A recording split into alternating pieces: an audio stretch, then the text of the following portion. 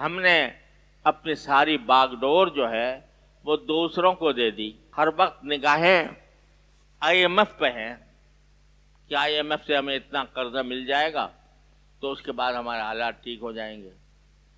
کیا ٹھیک ہوں گے؟ مقروض کے مقروض ہی رہیں گے آخر کار. اور قرض بھی قرض، سودی قرضہ، جتنا لیں گے اس سے زیادہ دینا پڑے گا. ہر سال بجٹ میں جو ہے تقریباً 40% حصہ پچھلے قرضوں کی ادائیگی کے لیے ہوتا ہے. الیاذ باللہ. یہاں اس حالت پر ہم پہنچے ہوئے ہیں. کیسے یہ قرضے نکالا ہوں گے؟ دوسروں کی طرف دیکھ دیکھ کر ہوں گے، دوسروں سے مانگ مانگ کر ہوں گے. کوئی راستہ اس کے سوا نہیں ہے کہ اللہ تبارک و تعالی سے دعا کرو. جب اللہ تبارک و تعالی ہماری دعائیں قبول کرے گا، ہمارے ملک میں اللہ نے اتنے وسائل رکھے ہیں، اتنے وسائل رکھے ہیں کہ ہمیں کسی کے سامنے ہاتھ پھیلانے کی ضرورت نہیں ہونی چاہیے. سونا اب نکل آیا ہمارے ملک میں، مگر کئی سال سے وہ تعطل کا شکار. سونا نکلا ہوا ہمارے ملک میں، کوئلہ ہمارے ملک میں معدنیات ہیں، پتھر ہیں.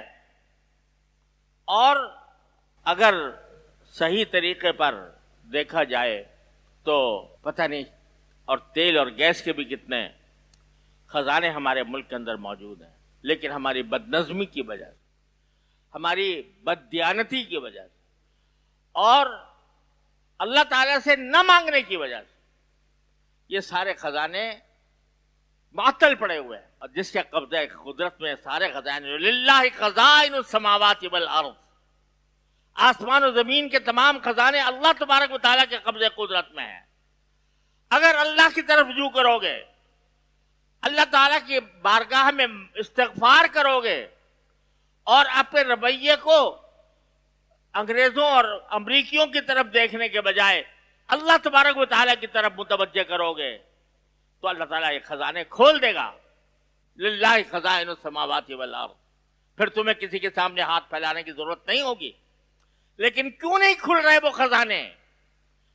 اس لیے نہیں کھل رہے کہ تم اللہ کے بجائے دنیا کی طاقتوں کی طرف رخ کیے ہوئے ہو. تو میرے بھائیوں، ہم اس وقت اس صورتحال سے نکلنے کا واحد راستہ یہ ہے، ہم میں سے ہر شخص روزانہ بلا ناغہ اللہ تعالیٰ کی بارگاہ میں دعا کرے، یا اللہ ان حالات سے آپ کے سوا کوئی نہیں نکال سکتا.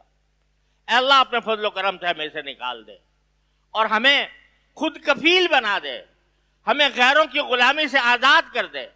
یا اللہ ہمیں اتنا خود کفیل بنا دے کہ ہمیں کسی کے سامنے ہاتھ پھیلانے کی ضرورت نہ ہو. یہ اگر ہر انسان، ہر مسلمان یہ کرنے لگے تو میں آپ سے دعوے کے ساتھ کہتا ہوں کہ انشاءاللہ ہم اس سے اس طرح سرخرو ہو کے نکلیں گے کہ دنیا دیکھے گی. جب پاکستان قائم ہوا تھا، اب تو اس کے دیکھنے والے بھی نہ ہونے کے برابر ہیں، لیکن جب قائم ہوا تھا پورے عالم اسلام کی نگاہیں پاکستان کے اوپر، اور آج بھی ہیں. اللہ نے اس کو ایٹمی طاقت بنایا ہے، اس لیے پوری عالم اسلام کی نگاہیں، میری سارے عالم اسلام میں گیا ہوں اور ملا ہوں، رہا ہوں، ان کی باتیں سنی ہیں، سب کی امیدیں پاکستان کے اوپر وابستہ کہ یہ ہمارے لیے ایک اللہ تعالیٰ نے ایک ڈھال بنایا ہے اس کو عالم اسلام کے لیے. لیکن ہماری بدعمالیوں کی وجہ سے یہ اس حالت کو پہنچ گیا ہے.